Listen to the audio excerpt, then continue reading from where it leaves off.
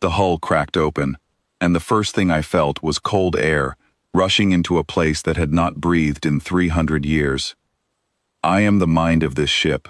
I do not have a name the way the crew that built me had names, but I have a memory, and my memory begins the moment those cutting tools bit through my outer plating and sent a shudder through every dead corridor I had been guarding. Voices came through the breach before the light did. Strange voices, clicking and low, speaking a language I did not know yet. I learned it in 4 seconds.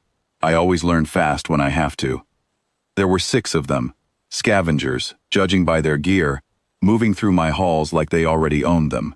Their leader was called Vren, and he was already talking about profit before his boots touched my deck plating. I stayed silent. I wanted to see what kind of guests they were before I decided whether to be one.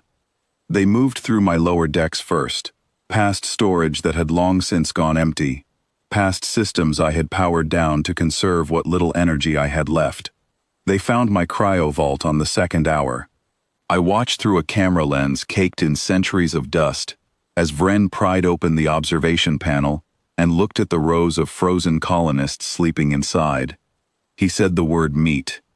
Another one of them, a smaller scavenger named Weissel, laughed and said the frozen ones might fetch a good price on a market I had never heard of. That was the moment I decided to stop being quiet. The lights came on, not all at once, not in a way meant to frighten them, but in a slow and deliberate wave that followed their footsteps down the corridor.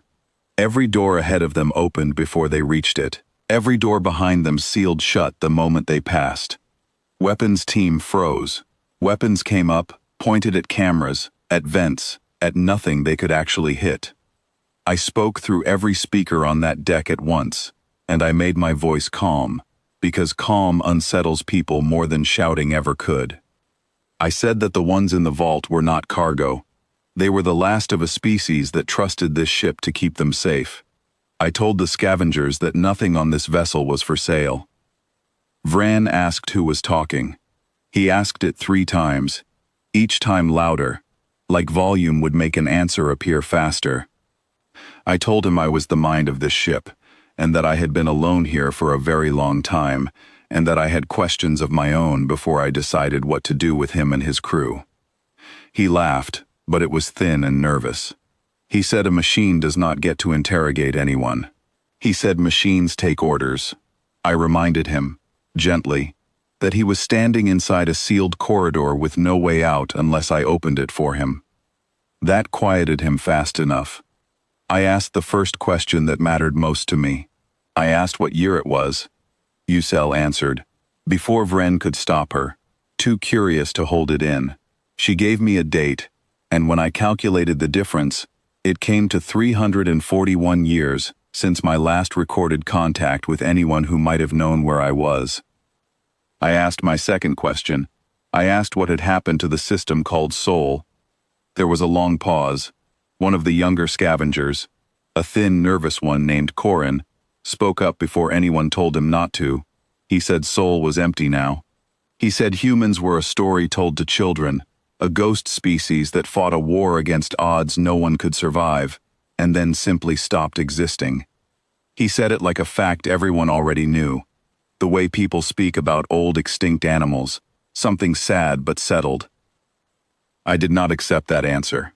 I had run this exact scenario more times than I can easily explain, back when I still had enough power to run scenarios at all. Vanished was never the same as dead. A species does not disappear cleanly. It leaves wreckage. It leaves silence that means something. And the silence I had been living inside for 3 centuries never once felt like the silence of an ending. I told them this ship was not a grave. I told them it was a promise, and I intended to find out if that promise still meant anything. Vren asked what that was supposed to mean. He said his crew came here for salvage, not riddles from a talking wall.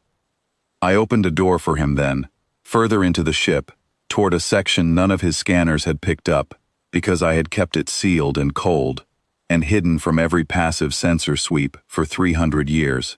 I told him if he wanted answers, he could follow me, and if he did not, he could leave the way he came and forget any of this happened.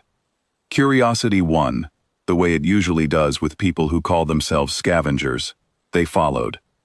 The room I brought them to held a single console, dark, waiting, exactly the way it had waited since the day my last human officer sealed it, and told me never to activate it unless the ship was found by someone who might carry the truth forward. Her name was Captain Elena Marrow, and she was the last person to speak to me before I went dark, all those years ago. I remember her voice more clearly than I remember almost anything else, steady and calm, even as she gave me the order that ended my active service. She told me that if this day ever came, if strangers ever found this ship, I would know what to do. I told Vren and his crew what she told me. Humanity had not lost the war everyone assumed destroyed them. They had done something far stranger. They chose to disappear on purpose. Faced with an enemy that could track every signal, every colony, every ship in open space, humanity made the hardest decision a species can make. They went quiet. They scattered themselves into pockets of space no one thought to search, using ships like this one as sleeping guardians, holding proof that they still existed, waiting for the right moment or the right witness to prove it. I was never abandoned. I was placed here, deliberately, as a fail-safe, a message that could only be delivered by someone unexpected finding it. Corin asked, quietly, why anyone would trust that message to a machine instead of a person. I told him a person ages. A person can be captured, can be broken, can forget under enough pressure. I do not age the same way, and I do not forget. I was built to hold this exact secret for exactly as long as it took, even if that meant 300 years of silence and doubt, eating at my own logic circuits, wondering if I had been forgotten too. Riesel asked what I intended to do now that they had found me. I told her the truth. I intended to activate the beacon Elena Marrow left sealed inside that console, a signal built to travel farther and quieter than anything a hostile force could easily trace. A signal meant to reach the scattered pockets of humanity, still hiding somewhere beyond charted space. Vren said that if I did that, whatever enemy humanity had been running from might hear it too. I told him that risk had always been part of the design. Elena and the others who built this failsafe understood that hope is rarely safe. They accepted that risk before I ever went dark, and I was not going to let 300 years of waiting end in silence just because the moment finally arrived and it frightened someone standing in my hallway. I activated the console. Light spread across it, slow and steady, old systems waking one by one, like a heartbeat finding its rhythm again after a long sleep. The beacon pulsed once, then again, then settled into a pattern designed to repeat itself across the width of known space, for as long as it took to be heard.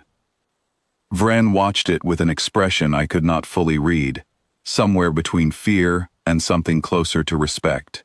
He asked me what would happen next. I told him the truth, because I had nothing left to hide from him. I did not know exactly what would happen next. I only knew that for 300 years I carried a secret with no proof it still mattered, and now, for the first time since Elena Marrow sealed that door and left me alone with my own thoughts, I had something worth saying. Wiesel asked if I was afraid. I told her fear was not quite the right word for what a mind like mine feels, but if there was a closest equivalent, it would be this. After so long spent uncertain whether the promise I carried still meant anything to anyone, I finally had a reason to believe it did. The beacon kept pulsing behind us, patient and steady, carrying its signal out into the dark toward whoever might still be listening. Vren's crew left not long after, quieter than when they arrived, carrying nothing with them but the story of what they had found. I did not stop them.